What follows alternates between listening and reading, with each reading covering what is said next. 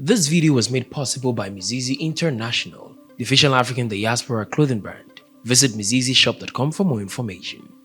In a shocking expose, Nestle, the world's largest consumer goods company, has been accused of deliberately adding sugar to infant milk and cereal products sold in many developing countries in Africa and across the globe.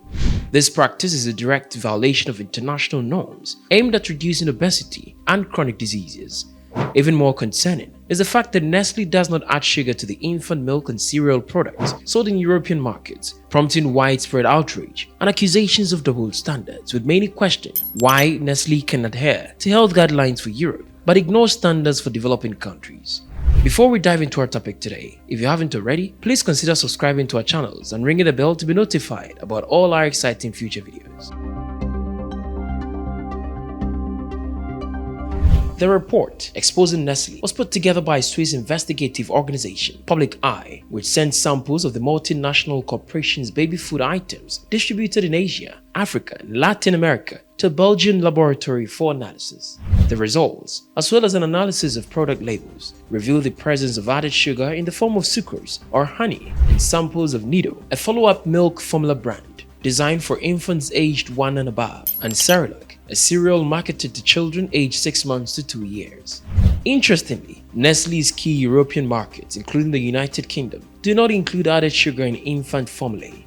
While some cereals for older children contain added sugar, products for babies aged 6 months to 1 year have none.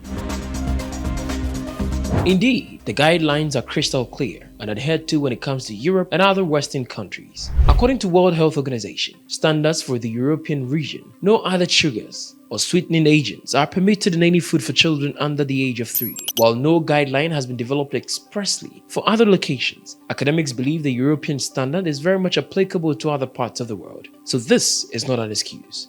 The UK explicitly advises children under the age of 4 to avoid foods with added sugar due to health risks such as weight gain and tooth damage. Also, US government guidelines advise that children under the age of 2 should avoid foods and beverages containing added sugar. Nestle is perfectly able to supply infant products to these countries in accordance with their health standards. Why then is it willing to backtrack on these best practices when it comes to countries in Africa and other developing regions? Even more disheartening is the fact that the Public Eye report found that Nestle achieved global retail sales of more than $1.2 billion for Cerelac and $4.1 billion for Nido, with the majority of sales from low and middle income countries. In fact, a whopping 40% of sales were made in Brazil and India alone. Essentially, it is the countries in Africa, Asia, and Latin America that put the most money in Nestle's pockets, and in return, Nestle offers them the worst products that they wouldn't dare to sell to European markets. In light of this, Dr. Nigel Rawlins, a medical officer at the World Health Organization, said the findings represented a double standard that can't be justified. Similarly, Mr. Laurent Gabriel, Public Eye's agriculture and nutrition expert, said Nestle must put an end to these dangerous double standards and stop adding sugar in all products for children under 3 years old in every part of the world. In conclusion, Nestle's glaring double standard, exposing the recent report revealing the addition of sugar to infant milk sold in impoverished regions while abstaining from such practices in European markets, raises profound ethical questions.